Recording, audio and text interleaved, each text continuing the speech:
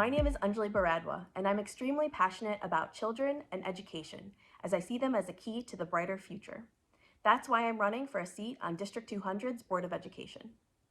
I'm a mom to 3 kids in this district, a junior and a freshman at South, and a 3rd grader at Madison Elementary. I've lived in Wheaton for the last 13 years, and professionally, I'm a senior director at an engineering firm. I have a wealth of applicable experience in service to this community. I started off pretty simply by volunteering for events like Multicultural Day and holiday parties. I eventually moved up to room mom, and have even coached a little bit of basketball.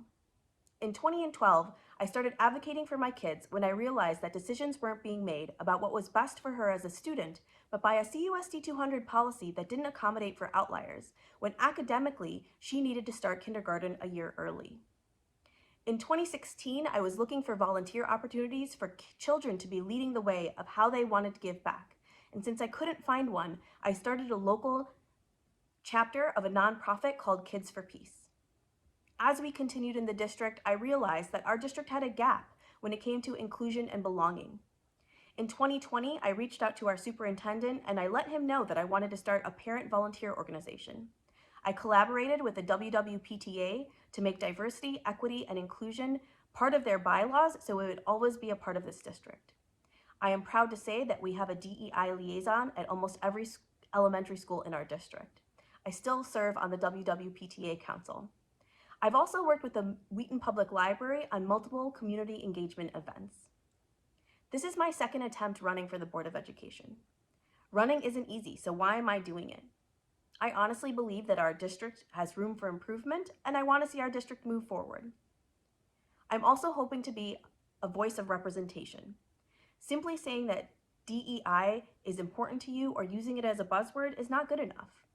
I'm running with the hopes to be the first person of color on the school board in CUSD 200 history and bring just a little bit of representation to the 39% of our students that identify as a minority. When I see an issue that no one is addressing, I feel the need to step up, just like I have in the past.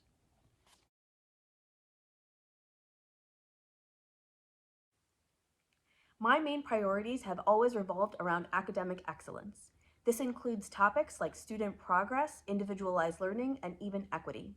Let me explain. In 2013, I was sitting at a parent-teacher conference with one of my favorite teachers in the district, Janet Bailey.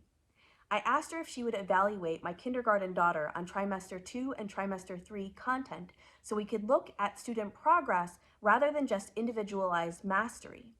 She went back with the district and checked in the administration, and the answer was no, she could not. Janet Bailey did her best, and she tried to challenge my kids and even had to do the same thing 6 years later when my son was in her class. For years, I have had to be the squeaky wheel to have my children's needs met.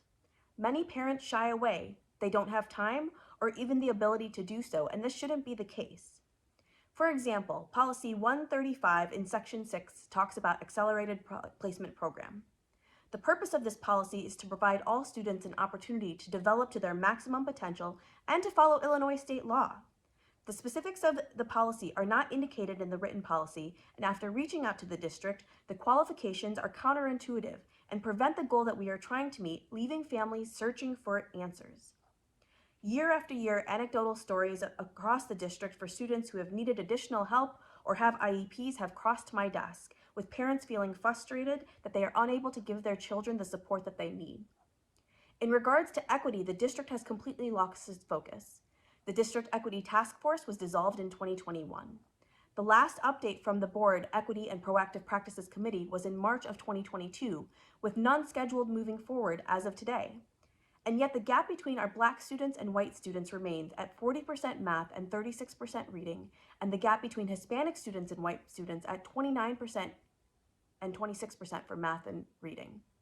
Why has the focus dissolved if this is still a major issue in our district? I'd also like to see equitable practices for both activities and education to make sure that it meets the needs of our changing demographic.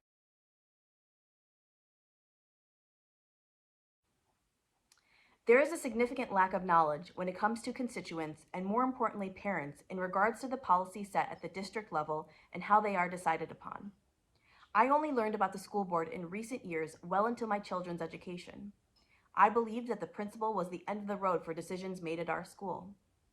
Communication needs to come from the individual schools to new students and their caregivers that informs them on the process and availability of the Board of Education and the role that it plays in their students' education.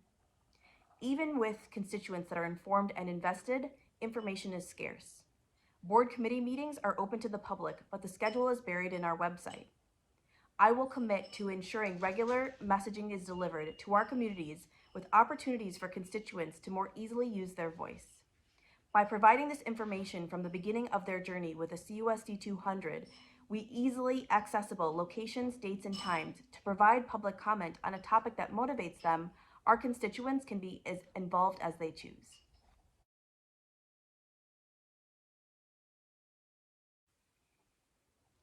I urge you to look at what each individual candidate can uniquely bring to the table to create the most comprehensive and well-rounded board. Pushing for representation does not make me a single issue candidate.